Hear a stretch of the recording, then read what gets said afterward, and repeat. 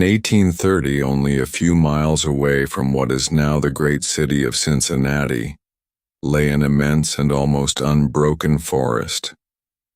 The whole region was sparsely settled by people of the frontier, restless souls who no sooner had hewn fairly habitable homes out of the wilderness and attained to that degree of prosperity, which today we should call indigence, than, impelled by some mysterious impulse of their nature, they abandoned all and pushed farther westward, to encounter new perils and privations in the effort to regain the meager comforts which they had voluntarily renounced.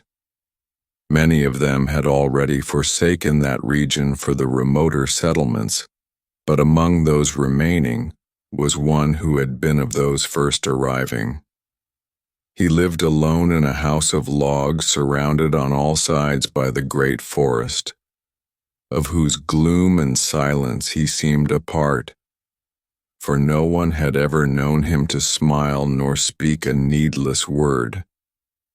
His simple wants were supplied by the sale or barter of skins of wild animals in the river town, for not a thing did he grow upon the land which, if needful, he might have claimed by right of undisturbed possession. There were evidences of improvement. A few acres of ground immediately about the house had once been cleared of its trees, the decayed stumps of which were half concealed by the new growth that had been suffered to repair the ravage wrought by the axe. Apparently the man's zeal for agriculture had burned with a failing flame, expiring in penitential ashes. The little log house, with its chimney of sticks, its roof of warping clapboards weighted with traversing poles, and its chinking of clay, had a single door and directly opposite a window. The latter, however, was boarded up. Nobody could remember a time when it was not, and none knew why it was so closed. Certainly not because of the occupant's dislike of light and air, for on those rare occasions when a hunter had passed that lonely spot, the recluse had commonly been seen sunning himself on his doorstep, if heaven had provided sunshine for his need. I fancy there are few persons living today who ever knew the secret of that window, but I am one, as you shall see. The man's name was said to be Murlock. He was apparently 70 years old, actually about 50. Something besides years had had a hand in his aging. His hair and long full beard were white, his gray lusterless eyes sunken, his face singularly seamed with wrinkles which appeared to belong to two intersecting systems. In figure he was tall and spare, with a stoop of the shoulders, a burden-bearer. I never saw him. These particulars I learned from my grandfather, from whom also I got the man's story when I was a lad. He had known him when living nearby in that early day. One day Murlock was found in his cabin dead. It was not a time and place for coroners and newspapers, and I suppose it was agreed that he had died from natural causes, or I should have been told, and should remember. I know only that with what was probably a sense of the fitness of things, the body was buried near the cabin, alongside the grave of his wife, who had preceded him by so many years that local tradition had retained hardly a hint of her existence. That closes the final chapter of this true story, excepting, indeed, the circumstance that many years afterward, in company with an equally intrepid spirit, I penetrated to the place and ventured near enough to the ruined cabin to throw a stone against it, and ran away to avoid the ghost which every well-informed boy thereabout knew haunted the spot. But there is an earlier chapter, that supplied by my grandfather. When Murlock built his cabin and began laying sturdily about with his axe to hew out a farm, the rifle meanwhile his means of support, he was young, strong, and full of hope. In that eastern country whence he came he had married, as was the fashion, a young woman in all ways worthy of his honest devotion, who shared the dangers and privations of his lot with a willing spirit and light heart. There is no known record of her name. Of her charms of mind and person tradition is silent, and the doubter is at liberty to entertain his doubt. But God forbid that I should share it. Of their affection and happiness, there is abundant assurance in every added day of the man's widowed life. For what but the magnetism of a blessed memory could have chained that venturesome spirit to a lot like that? One day Murlock returned from gunning in a distant part of the forest to find his wife prostrate with fever and delirious. There was no physician within miles, no neighbor, nor was she in a condition to be left to summon help. So he set about the task of nursing her back to health. But at the end of the third day, she fell into unconsciousness, arid, so passed away apparently, with never a gleam of returning reason. From what we know of a nature like his, we may venture to sketch in some of the details of the outline picture drawn by my grandfather. When convinced that she was dead, Murlock had sense enough to remember that the dead must be prepared for burial. In performance of this sacred duty, he blundered now and again, did certain things incorrectly, and others which he did correctly were done over and over. His occasional failures to accomplish some simple and ordinary act filled him with astonishment, like that of a drunken man who wonders at the suspension of familiar natural laws. He was surprised, too, that he did not weep, surprised and a little ashamed. Surely it is unkind not to weep for the dead. "Tomorrow," he said aloud, "I shall have to make the coffin arid dig the grave, and then I shall miss her when she is no longer in sight. But now, she is dead, of course, but it is all right. It must be all right somehow. Things cannot be so bad as they seem."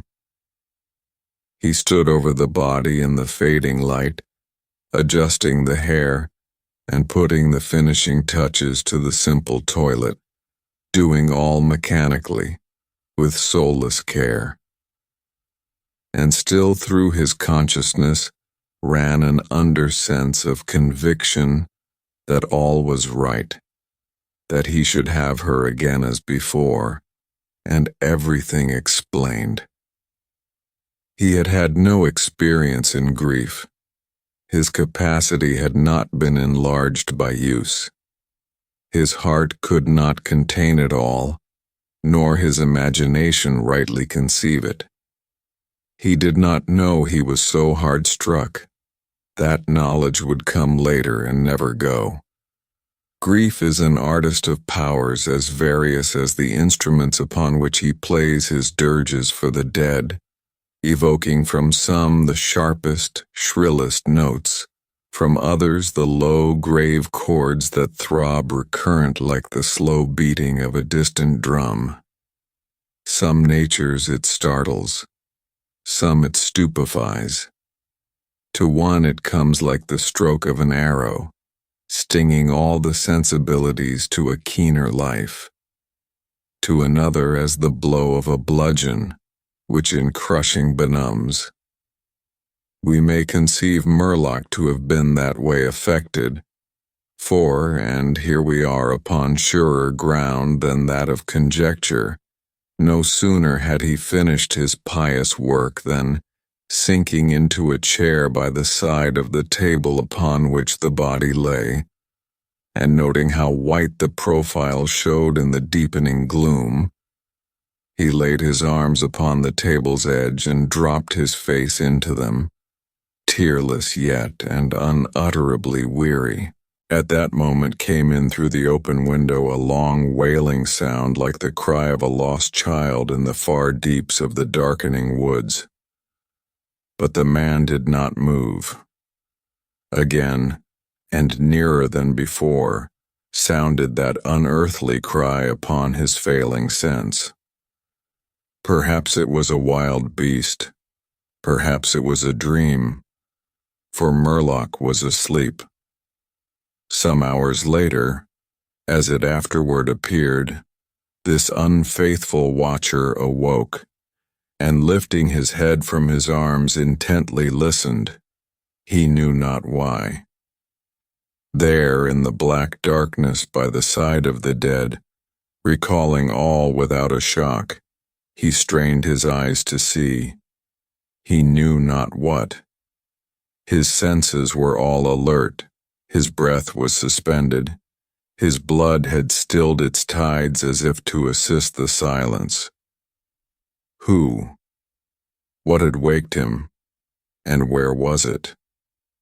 Suddenly the table shook beneath his arms, and at the same moment he heard, or fancied that he heard, a light, soft step, another, sounds as of bare feet upon the floor.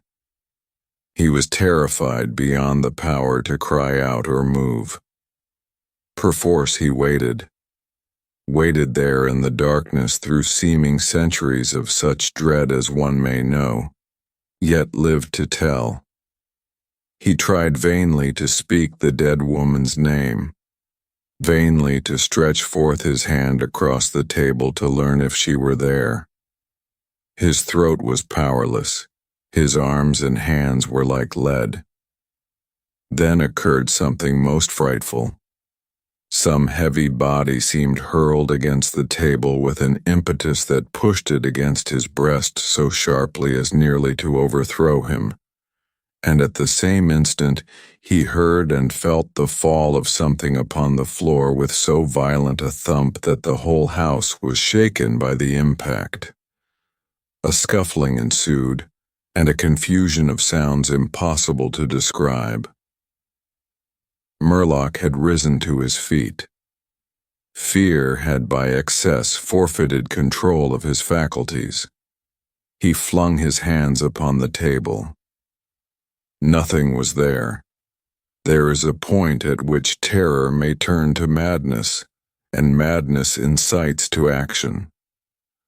With no definite intent, from no motive but the wayward impulse of a madman, Murlock sprang to the wall, with a little groping seized his loaded rifle, and without aim discharged it.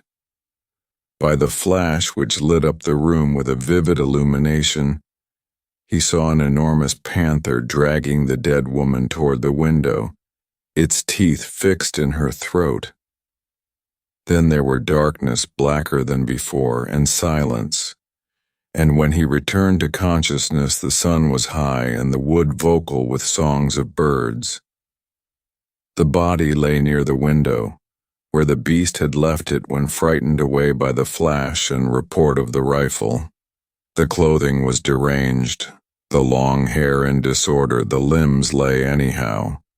From the throat, dreadfully lacerated, had issued a pool of blood not yet entirely coagulated. The ribbon with which he had bound the wrists was broken. The hands were tightly clenched. Between the teeth was a fragment of the animal's ear.